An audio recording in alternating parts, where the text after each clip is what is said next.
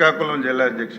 అందులో ఉద్దానం ప్రాంతం దేశానికి ప్రపంచానికి తెలుసు అధ్యక్ష. కిడ్నీ వ్యాధులతో ఎంతమంది చనిపోతున్నారు. 2019లో చంద్రబాబు నాయుడు గారి ఆధ్వర్యంలో కిడ్నీ రీసెర్చ్ సెంటర్ పెట్టి ఫౌండేషన్ వేసాం అధ్యక్ష. దురదృష్టవశాత్తు 2019లో ఓడిపోయాం. గత ప్రభుత్వం భవనాలు అయితే కట్టింది అధ్యక్ష. కట్టి 2023లో అప్పటి ముఖ్యమంత్రి దాన్ని అట్టహాసంగా ప్రారంభించి ఎవరూ చేయని పని స్వాతంత్ర భారతదేశంలో నేనే చేశానని చెప్పి చాలా పెద్ద పెద్ద ప్రసంగాలు చేశారు అధ్యక్ష. అప్పుడు మేము అక్కడికి వెళ్ళడానికి మాకు అవకాశం లేదు. మొన్న మేము అధికారంలోకి వచ్చిన తర్వాత గౌరవ శాసనసభ్యురాలు గౌతు శిరీష, కేంద్ర మంత్రి రామ్మోహన్ నాయుడు, నేను వెళ్ళాం అధ్యక్ష. భవనం తప్ప అదే ప్రాంతంలో ఒక పిహెచ్సిలో ఉన్నటువంటి పాత డయాలసిస్ మిషన్ తెచ్చి ఓపెన్ చేసి ముఖ్యమంత్రి వెళ్ళిపోయాడు అధ్యక్ష. భవనం చూస్తే చాలా అందంగా ఉంది. అక్కడికి వెళ్తే స్టాఫ్ లేరు. నేను మంత్రి గారితో కూడా చెప్పాను, కనీసం ఇది కిడ్నీ రీసెర్చ్ ఇన్స్టిట్యూట్ ఒక 5-10 డయాలసిస్ సెంటర్ మిషన్లు పెట్టాలని కూడా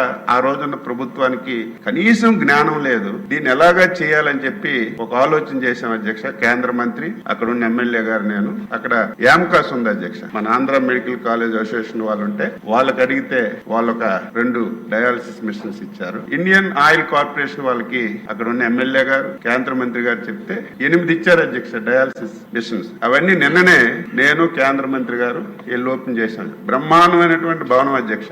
స్టాఫ్ లేరు, జీతాలు కూడా ఇవ్వకపోతే మంత్రి గారు వెనకపడి జీతాలు కూడా ఇప్పించాం. ఇక్కడే ప్రిన్సిపల్ సెక్రటరీ గారు కూడా ఉన్నారు. ఆ ప్రాంతానికి మంచి జరగాలంటే కనీసం ఈ రోజు మేము 10 మిషన్లు పెట్టాం అధ్యక్ష. మిషన్లు అయితే చాలా బాగున్నాయి. ఓపెన్ చేసి ఆపరేట్ చేయడానికి టెక్నీషియన్స్ లేరు అక్కడ. దయవుంచి మనం చెప్పిన వెంటనే 10 మిషన్లు పెట్టారు కాబట్టి మంత్రి గారికి, సెక్రటరీ గారికి ఇమీడియట్ గా ఆ 10 మిషన్లు ఆపరేషన్ లోకి రావడానికి అవుట్ సోర్సింగ్ పద్ధతిలోనైనా సరే మీరు ఇమీడియట్ గా టెక్నీషియన్స్ పెట్టకపోతే మళ్ళీ దాని మీద మోతేసి అవి పాడైపోయే పరిస్థితి ఉంది. గౌరవ సభ్యులకి ఇదంతా ఎందుకు చెప్తున్నానంటే మనసుంటే మార్గం ఉంటుంది. పూర్వంలాగా లేదు. చాలా మంది దాతలు ముందుకు రావడానికి చాలా మంది సిద్ధంగా ఉన్నారు అధ్యక్ష. కనీసం మన స్థాయిలో మనం ప్రారంభిస్తే తప్పనిసరిగా చాలా మంది బిల్డింగ్లు కట్టడానికి వస్తున్నారు, ఎక్విప్మెంట్ ఇవ్వడానికి వస్తున్నారు. చాలా మంది చాలా రకాలుగా మెడికల్ హాస్పిటల్ కి చాలా సహాయం చేయడానికి ఉన్నారు. కాబట్టి దయవుంచి అందరం ఆ ప్రయత్నం చేద్దాం. ప్రభుత్వం కూడా సహకారం అందించడానికి అవకాశం ఉంటుంది.